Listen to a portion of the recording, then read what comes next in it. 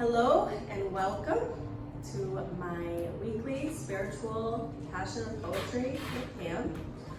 I had to take a break from doing these for a little while due to personal stuff and things like that, but we're happy to be back and doing these again, and going forward we plan on being here every Sunday from 4 to 6. If you aren't familiar with who I am, my name is Pam, soul therapist, P&P Gifts and Thrift by the Sea. You can find me on Facebook, or you can find me at P&P Gifts on Instagram. So I am just gonna get right into it. What we do here is I talk on a topic, and after I talk on the topic, along with some cards that were pulled correlating, I will also share a poem that I wrote, or sometimes even sing a song. I haven't done that yet, but I think I'm gonna do that next week actually. So today's topic is going to be on embracing the darkness. In the dark is where we grow. The darkness or underworld of ourselves is a place of potential. So for the card spread today, past is conception. In the present position, we have allowance. And in the outcome position, we have synergy. And I will read. This is what I'm using today is the Sacred Geometry Activations Oracle for the cards that I pulled today. It's by Lon. I don't know if I'm saying that right. It's L-O-N. That is the author's signature. And L-O-N, it actually means soul, which I think is pretty cool. But they go by no name, and the author is just, or the artist is Lon. I don't know if I'm saying it correctly. So for the past position card of conception on the card itself, this is what it says. The frequency of conception invites us to bring our consciousness to our origin, the place where everything in creation begins. It helps us to remember the infinite potential and possibilities of this space and what we can manifest through our own focused awareness and intention. What have you conceived lately? There are two textbook definitions of the word conception. One is the action of conceiving a child or of a child being conceived. The second one is the forming or devising of a plan or idea. Now, think about where both of these definitions generally take place. In the dark waters of the womb, or in the unseen dark parts of our mind, correct? If we think about sitting in the darkness and letting it consume us, it's kind of scary. But at the same time, darkness is literally where things grow. When we plant seeds in the dirt, it is where they grow. When when a butterfly is in its cocoon, it is in a dark place. And of course, when you're a child, you're a mother, you're giving birth, you have conceived a child, it is in the dark womb. But we often forget the pain and suffering that we often have to endure before the miracle of life is born, or before that glorious plan comes to life.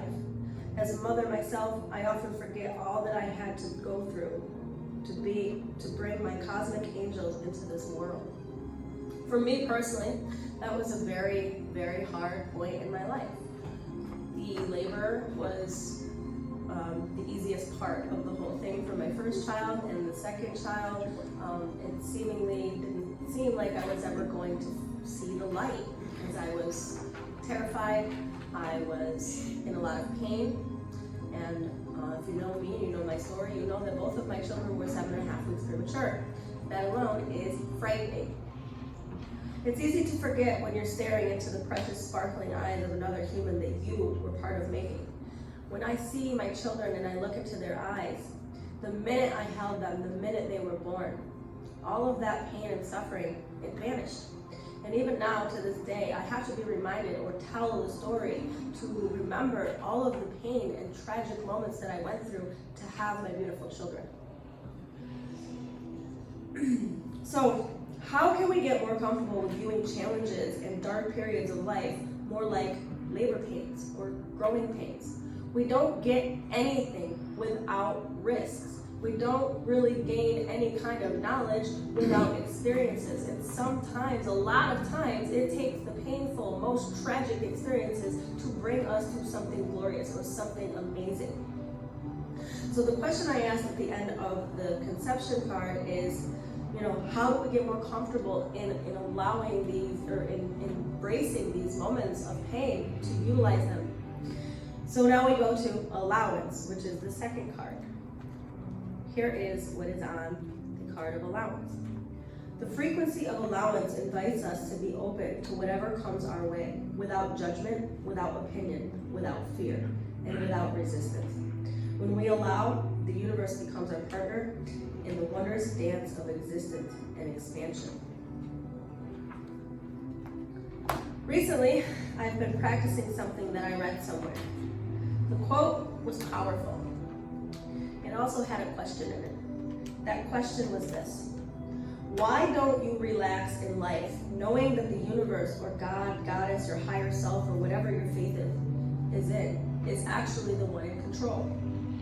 You relax on a plane even though you don't know the pilot. You relax on a ship even though you don't know the captain. You relax on a bus even though you don't know the driver. This hit me in the gut. We really need to chill out as humans. We aren't meant or made to go through life in constant fear, turmoil, or turbulence. But it's going to happen. It's going to happen because we live in a dual world. It is up to us to merge these two things, to realize that they're both part of life. Easier said than done. But when you relax and you understand that someone else is just driving, it gets easier. I know it sounds kind of scary when you think about it like that at the same time. But for me, it really, really has been beneficial and helped me in a lot of ways. So, when things get shaky, this is when we are supposed to trust and allow the most. Allowing ourselves to let go and remember that we are merely the passengers on the ship of life, and that even the dark, treacherous parts are happening for us, not to us. 90% of the things we do, see, and experience in life are influenced by the unseen. Allowing the universe to take the wheel in our most fearful and dismal times is exactly when we gain the clarity and have the potential to utilize our alchemist power within. We turn darkness into light when we allow ourselves to blend them together with love and gratitude, even if it hurts like hell, even if we are terrified of the potential outcome, because we know we are safe, loved, and guided by something bigger than our human form. Allowance is the polar opposite of resistance. When we resist, it persists. Keep resisting, it's going to keep persisting. If something is happening and you are fighting it all the way, you are going to keep fighting. You are going to keep having that same battle present itself until you get it. I don't like it, I don't love it, but I honor it and I respect it and I embrace it now. Of course, we don't have to like these things, but until we learn to utilize them to our advantage and understand that these very painful things are often exactly what brings us to something beautiful. Things will keep persisting and keep happening, and will feel like it's happening to us instead of for us. But again, it's all a matter of perception and how we view it.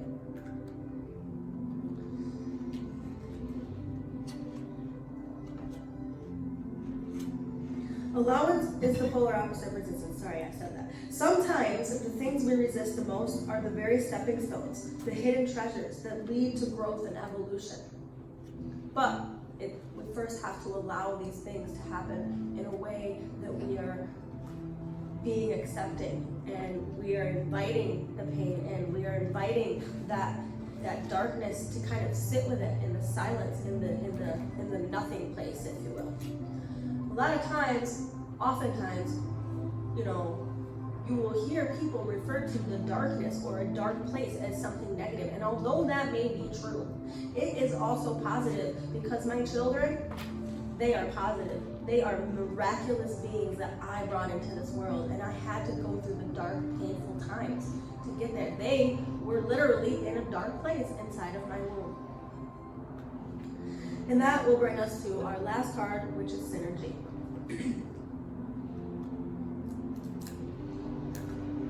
frequency of synergy supports our allowance and acceptance of not so obvious, never seen before combinations and unions that result in new ways of functioning, working, thinking, relating, loving, and being. It reminds us to embrace the unfamiliar so that new yet exciting co-creations can give birth to new reality. How many times have you been in a position where you were maybe at work or school and someone said, okay, you have to pair up or partner with, and it's this person that you have resistance with, maybe an opposing force, you might not agree with them, you might have very different views, but then you will have to be paired up with them, and you don't really get a choice in that setting. When you have to pair up and work with somebody, you have to do that. Or you could lose your job, or sit time out, whatever the example may be. But I guarantee you that after you sit with that person and you do what you were meant to do with them, something else will then happen. You will learn something from them. They will learn something from you. You might even gain a friendship with somebody that you didn't even think you liked. We so often resist all of these things because we're scared, because it's unfamiliar. It might be uncomfortable. It might be something that it seems so far-fetched. For me, one of those things was, I went skydiving, and people told me I was crazy, and they said that's ludicrous, and I can't believe you did that. But all that stuff they were saying to me, that's their fears. That's their opinion. For me, it was one of the most, I've skydived twice. For me, it was the most exhilarating thing I've ever experienced up until I had children. It's always the things that we think are scary, or our world's going to come crashing down, that really, once we face them and step into them, something else comes with that. Something beautiful comes with that. And, excuse me, I forgot where I was, but okay, so synergy. So here is my take on synergy. Once we can truly allow the universe to be the driver and eliminate fear and resistance, a beautiful synergistic union is born, and life becomes more like water, fluid and ever-flowing, and less like climbing Mount Everest, uphill and tiring. A raging river of water meets a blockage, but will always find a way through or around, because the water never stops flowing, even if it means repetition until the rock, wood, or etc. erodes. Synergy of our dark and light within creates a non-dualistic way of being. And even though we live in a dual reality, we don't have to be dual all the time. We can use both to our advantage and understand that they are both there for us. Even when it sucks, even when the demons are messing with us and they seem to be the ones in control, we just have to stop and remember that they're not in control of us. That is one thing we do have control over. It's called free will. We have the choice. Choice is our friend. It's literally in my opinion, it's one of the main rulers of this realm. However, yes, we live in a dual world, but we can practice non-duality for ourselves and then, in turn, have a better balanced way of being, not just for ourselves, but for everybody else around us.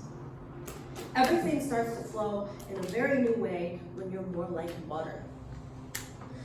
Throw love on it. I heard this, and I didn't really understand what it meant when I heard it the first time 4 years ago when I went to somebody with a problem, I was having a challenge, and they said, throw love at it or on it, however they worded it. And I said, I have. They said, you haven't. You haven't accepted that this is part of what's going to happen when you start raising your vibration. People are gonna either, they might have resistance with you, they might step away from you, either way, whatever is hurting you or hindering you, throw love at it. I didn't get it really fully then. I totally get it now. Because every situation, when you come from love, complete love, and you set every other emotion aside, it can be resolved. You will find a way. It might mean detaching with love. You might have to part ways with that person or that experience. But I guarantee you're gonna learn something from it. I guarantee that even though you might have had to step away from them, you can love and forgive them from afar. And maybe down the line, you can reconnect. But there's always a silver lining. We just have to be looking for it. So throw love at it, and I promise it will always work itself out. Because really, love, that is our true nature. And the all that's unseen, it's just testing us to keep coming back to love, even if things get uncomfortable or challenging. Love that warrior or demon or darkness within, and see how synergistic life and all its experiences can actually be. And that's the end of the cards, and I'm gonna just pause for a moment and I guess I'm gonna give an example of where I had to get in order to understand like how my own personal experience brought me to this integration. I have been trying to integrate my dark and light within for a very long time, long before I started this path on my spiritual journey. I have been seeking answers outside of myself for so long. And it wasn't until I went into that dark place, the unseen, and sat with my emotions, with my rage, with my demons, and realized that they're part of me. And they're part of me for a reason. And although I don't always see or understand that reason, they never fail me. So as much as we rely on our God, Goddess, faith, universe, we have to understand that the demons and devils, they're in that too. And they're working for us too. So when we face those demons and those fears and embrace them with love, I promise they start working for you, for us. So now I'm going to read my poem. I actually just wrote this today. I couldn't find one, a poem that I'd written that correlated with this message really. I know I had one, but I just didn't feel like searching, so I just wrote one. So here's what I came up with today. Trust isn't something that came easily to me. I was someone that needed evidence that could be seen. Before I realized that my physical eyes were actually blinding me, I blamed my trauma, experiences, and difficulties. Letting go was a trigger, so I faced myself and asked why, only to discover that I was the only reason, and it stemmed from inside. Yes, I'd been burned by people I loved in this realm, but the broken trust was really the lack of trust in myself. Once I started seeing everything outside of me as my own mirror, that's when reality got much clearer. I married my goddess and warrior within, and learned to dance in the gray like the wind. Now I accept all of the unseen, knowing that the universe has got me. For the first time in my 39 years of life, I finally truly believe those words. And here's the thing about belief. We can believe it here in our ego mind, in our conscious 10% mind. But if we don't integrate that with our body, our heart, and our soul, that belief means 10%, and it's not working with us or for us. It's working against us, because we can tell ourselves everything we want, but until we do the work to actually believe it at the unseen level, we don't integrate. We can't marry those four aspects of ourselves. So now, I will just ask you to take a moment, close your eyes, take one big deep breath in through the nose, and out through the mouth. Allow yourself to sink into a relaxation. One more deep breath in through the nose, and out through the mouth. Take a moment now and envision what your God, Goddess, and demon or devil within look like. Once you have their image in your mind's eye, now imagine them intertwining and dancing together and into each other until they become one, harmoniously. Say, I love you to them and thank them for guiding and helping you in different unseen ways. take a moment, see them together as one, and take one more big deep breath in through the nose, out through the mouth, and come back. I thank you for coming today, and I hope that this resonated for you. If there is anybody else here who would like to speak, now would be your opportunity. Everybody's good today? Okay, well, thank you so much, and I love and appreciate all of you. And each week, I hope that it grows and keep more and more people come. If you know anybody in the Granby area, please send them our way that would be interested in this. And I'm going to wrap it up here. Thank you so much. Love you. Eric, can you? Thank you, thank you, thank you. Have a beautiful day.